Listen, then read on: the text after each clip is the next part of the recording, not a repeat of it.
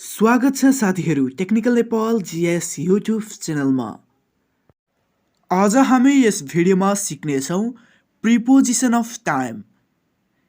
यदि तपाईहरूलाई preposition of time धेरै अप्ठ्यारो लाग्थ्यो भने आज यस भिडियोबाट तपाईलाई पुरै कन्सेप्ट क्लियर हुन्छ। यदि सिक्न मन छ भने भिडियो पुरै हेर्नुहोला। आज हामी यस भिडियोमा कभर गर्नेछौँ प्रिपोजिसन अफ टाइम र प्रिपोजिसन अफ प्लेस। भिडियो सुरु गर्नु अगाडि कृपया यो भिडियोलाई लाइक गर्दै अगाडि बढ्नुहोस् र यस च्यानल टेक्निकल नेपाल जीएसलाई सब्स्क्राइब गर्नुहोस् र छेउमा आएको बेल आइकनलाई अन गर्नुहोस्। आउनुहोस् आजको भिडियो सुरु गरौँ।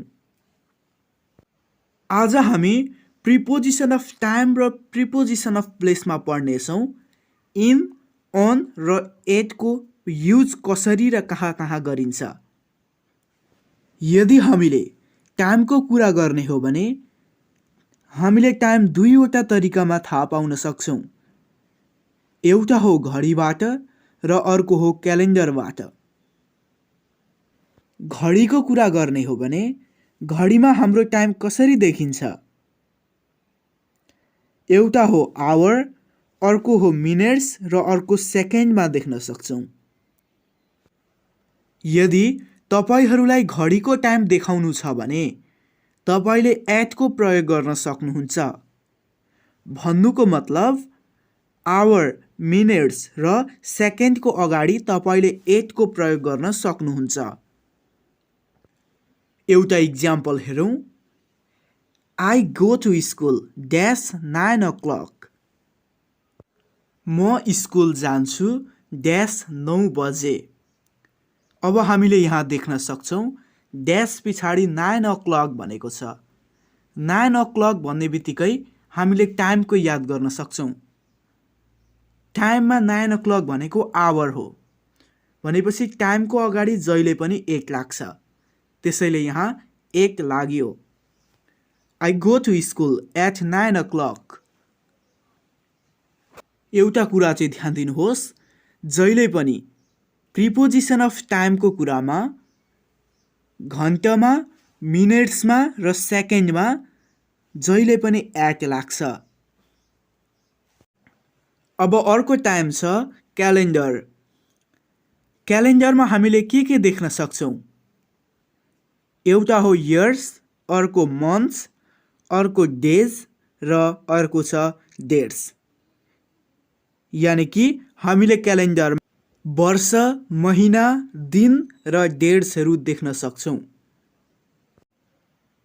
अब हामीले यो बुझ्नु पर्यो कि ड्यास पछाडि इयर्स र महिना छ भने हामीले इनको प्रयोग गर्नुपर्छ र ड्यास पछाडि डेज र डेट्सको कुरा आयो भने हामीले अनको प्रयोग गर्नुपर्छ। अब यसको इक्जाम्पल हेरौँ। He will come back -Friday. अब हामीले यहाँ देख्न सक्छौँ ड्यास पछाडि फ्राइडे छ। फ्राइडे भनेको डेज हो। अघि मैले भनेको थिएँ डेज र डेटको पछाडि जहिले पनि अन लाग्छ। अब हामीले यहाँ लेख्न सक्यौँ on. He will come back on Friday. ऊ सोमबार आउनेछ। अब अर्को इक्जाम्पल हेरौँ। We will go to the gym -December. हामी डिसेम्बरमा जिम जान्छौँ। अब हामीले यहाँ ड्यासमा के लाउन सक्छौँ? ड्यास पछाडि हेर्नुहोस् के छ? डिसेम्बर। डिसेम्बर एउटा मन्थ हो, एउटा महिना हो र महिनाको अगाडि जहिले पनि अघि मैले भनेको थिएँ इनको प्रयोग हुन्छ। अब हामीले यहाँ लेख्न सक्यौँ in. We will go to the gym in December. Preposition of टाइमको एट, इन र अनको हामीलाई कन्सेप्ट त क्लियर नै भयो। अब हामी सिकौँ केही इक्जाम्पलहरू। पहिलो इक्जाम्पल हेरौँ। I slept -4 o'clock. म 4 बजी सुत्थे। यहाँ ड्यास पछाडि हेरिहाल्नुहोस्। ड्यास पछाडि के छ? 4 o'clock। अब तपाईहरू आफै सोच्नुहोस् यसलाई के लाग्छ त? 4 o'clock भनेको एउटा टाइम हो। 4 बजे एउटा घण्टा हो, एउटा आवर हो। त्यसैले यसको अगाडि मैले अघि भनेको थिएँ एट को प्रयोग हुन्छ। यहाँ लेखिदिइहाल्नुहोस् at. I slept at 4 o'clock। अर्को इक्जाम्पल हेरौँ। Father goes out dash Monday। बुबा सोमबार बाहिर जानुहुन्छ। अब यहाँ ड्यासको पछाडि हेर्नुहोस्। ड्यास पछाडि के छ? मन्डे छ। मन्डे के हो? मन्डे एउटा दिन हो, एउटा डेज हो। र मैले अघि भनेको थिएँ दिनको अगाडि अथवा डेजको अगाडि जहिले पनि अन आउँछ। त्यसैले यहाँ लेखिदिइहाल्नुहोस् on. Father goes out on Monday. अब अर्को इक्जाम्पल छ। We will go to America dash 2022। हामी 2022 अमेरिका जानेछौँ। अब यहाँ पनि अघिको जस्तै ड्यास पछाडि हेरिहाल्नुहोस् के छ? ड्यास पछाडि 2022 छ। तपाईले यो हेर्ने बित्तिकै क्यालेन्डरको याद आयो। क्यालेन्डरमा 2022 भनेको के हो? एउटा इयर हो, एउटा वर्ष हो, एउटा साल हो। त्यसैले अघि मैले भनेको थिएँ इयर्सको अगाडि के आउँछ? इनको प्रयोग हुन्छ। त्यसैले यहाँ लेखिदिइहाल्नुहोस् in. We will go to America in 2022। अब अर्को इक्जाम्पल हेरौँ। We will go to the gym dash winters। हामी जाडोमा जिम जान्छौँ। ड्यास पछाडिको वर्ड हेरिहाल्नुहोस् के छ? विन्टर्स। विन्टर्स भनेको के हो? जाडो महिना हो। भने पछाडि महिनाको अगाडि के आउँछ? इन आउँछ। त्यसैले यहाँ लेखिदिइहाल्नुहोस् in. We will go to the gym in winters। Preposition of time त अब तपाईहरूले जान्नु नै भयो होला। यदि जान्नुभयो भने यस भिडियोलाई लाइक गर्नुहोस्। अब हामी सिकौँ प्रिपोजिसन अफ प्लेस। यस्ता प्रिपोजिसन जसले कुनै ठाउँलाई बुझाउँछ। यस प्रिपोजिसन अफ टाइममा पनि आज हामी इन, एट र अनको प्रयोग गर्न सिक्नेछौँ। तपाईँ कहीँ बसिरहनु भएको छ र त्यस ठाउँलाई चारैतिरबाट कभर गरिएको छ, वा कुनै चिज वा कुनै वस्तु छ र त्यसलाई चारैतिरबाट कभर गरिएको छ भने त्यहाँ इनको प्रयोग गर्न सकिन्छ। जस्तै तपाईँ घरमा हुन सक्नुहुन्छ।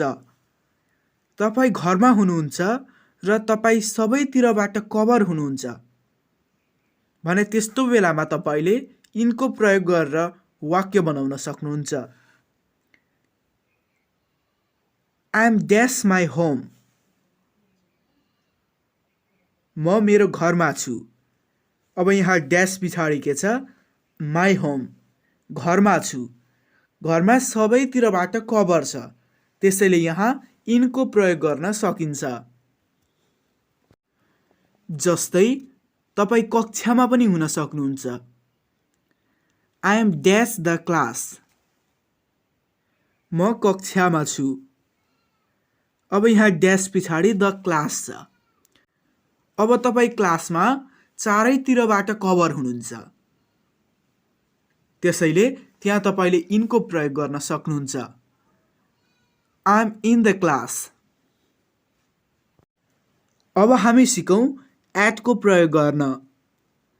यो चाहिँ सबैभन्दा सजिलो छ। एट चाहिँ यदि कुनै चिज या यदि कुनै एक्ज्याक्ट लोकेसनलाई देखाउनु पर्यो भने त्यहाँ हामीले एट को प्रयोग गर्न सक्छौँ। अब तपाईले सोच्नुभयो होला इन र एटमा चाहिँ के फरक छ त? इनले चाहिँ ठुलो ठाउँको लोकेसनलाई देखाउँछ भने एटले चाहिँ एक्ज्याक्ट लोकेसनलाई देखाउँछ। जस्तै काठमाडौँको कलङ्की। अब यहाँ काठमाडौँ चाहिँ एउटा ठुलो सहर भयो, त्यहाँ हामीले इनको प्रयोग गर्न सक्छौँ। अब काठमाडौँको भित्र कलङ्की छ, त्यसैले यहाँ हामीले एटको प्रयोग गर्न सक्छौँ। अब तपाईहरूलाई प्रिपोजिसन अफ प्लेसको कन्सेप्ट त क्लियर नै भयो होला। अब हेरौँ यिनीहरूको इक्जाम्पल्स। म स्कुलको क्यान्टिनमा छु। I am dash canteen dash the school. अब यहाँ तपाईँ भन्नुहोस् स्कुलभित्र क्यान्टिन हुन्छ कि क्यान्टिनभित्र स्कुल हुन्छ? स्योर हो, स्कुलभित्र क्यान्टिन हुन्छ।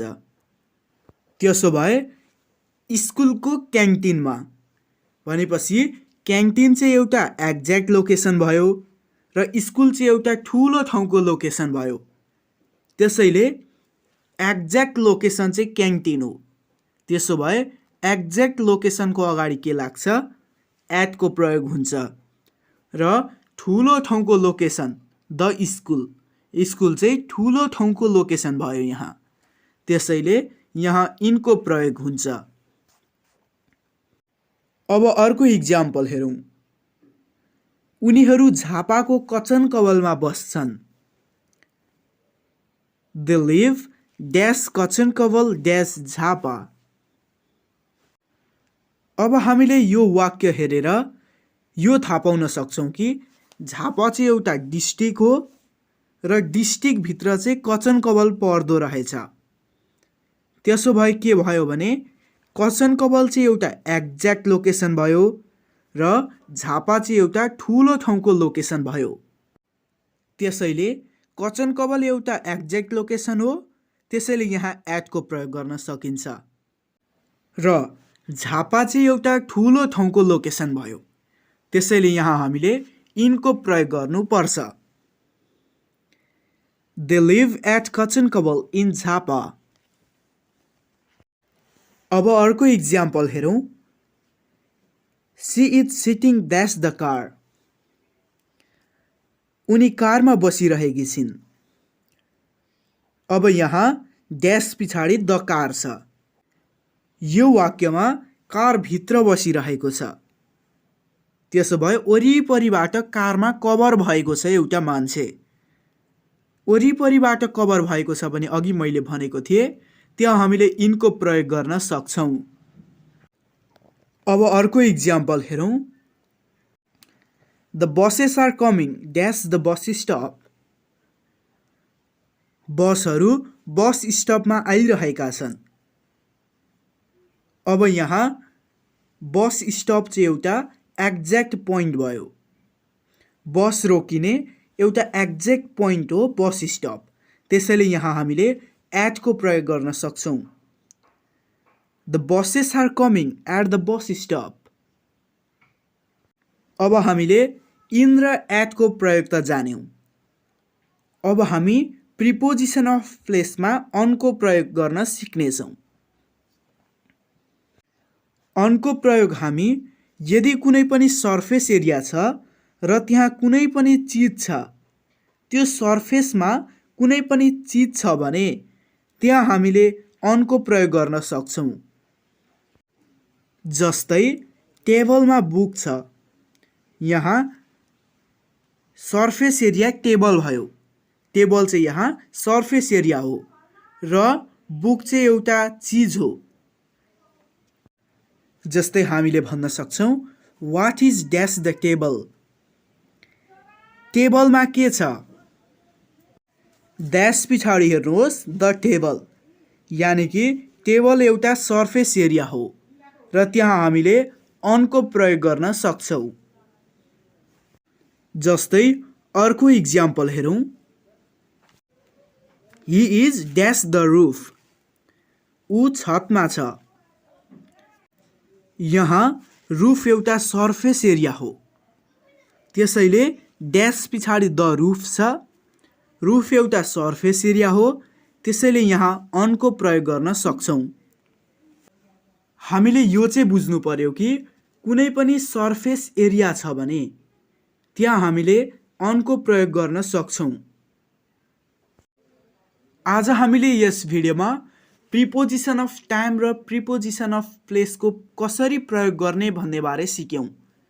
यदि तपाईलाई यो भिडियो मन पर्यो भने कृपया यो भिडियोलाई लाइक गर्नुहोस् र यस च्यानल टेक्निकल नेपाल जीएस लाई सब्स्क्राइब गर्नुहोस् र छेउमा आएको बेल आइकनलाई अन गर्नुहोस्।